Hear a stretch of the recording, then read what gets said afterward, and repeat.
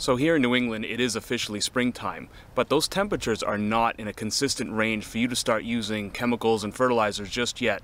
What it is, though, is a great time for you to establish a lawn plan for your upcoming growing season.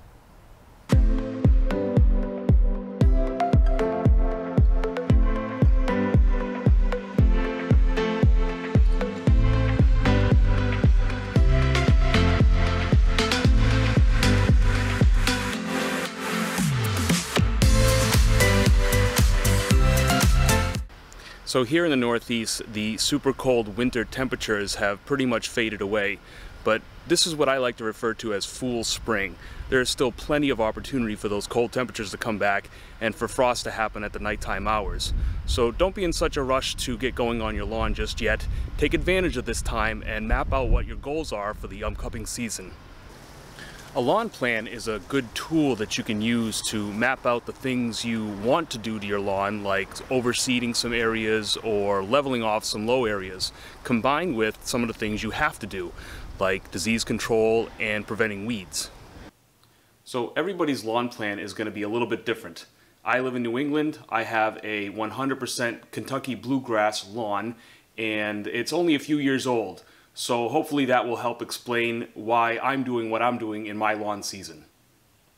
The way that I started my lawn plan was to establish my entire lawn growing season on a calendar, and you can use an actual calendar, but I decided to take an Excel sheet and put the entire growing season on one page so I can look at it as a whole.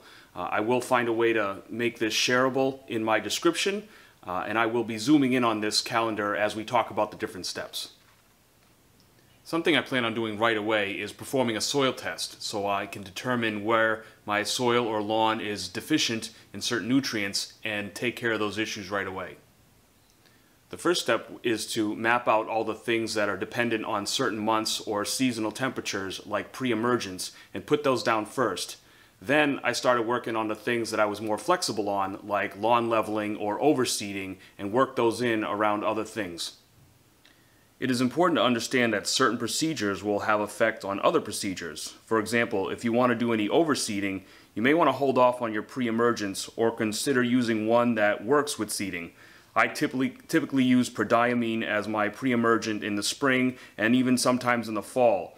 But this fall, if I decide to do some overseeding, I'm going to switch to tenacity, which works along with the seeding procedures and doesn't affect anything.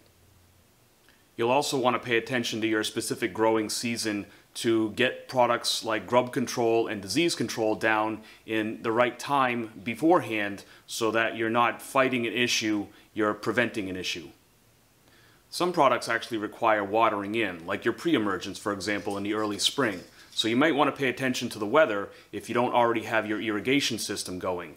Watering in a product like this is very important in order for it to be effective and work as it's intended.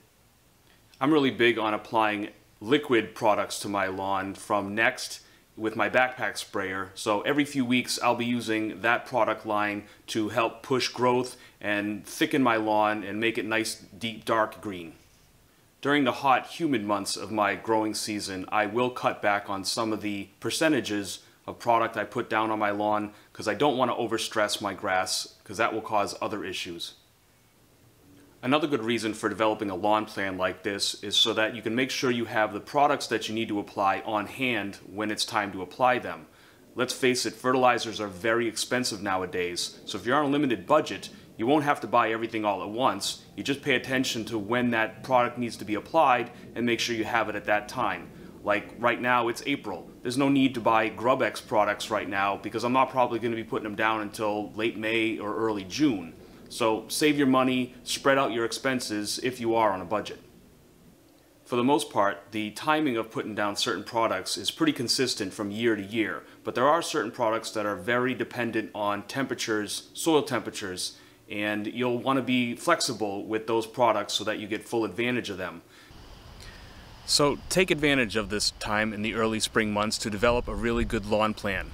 Not only will you accomplish everything you want to get done during the growing season, but you should also have time to finally sit back, relax, and enjoy your yard.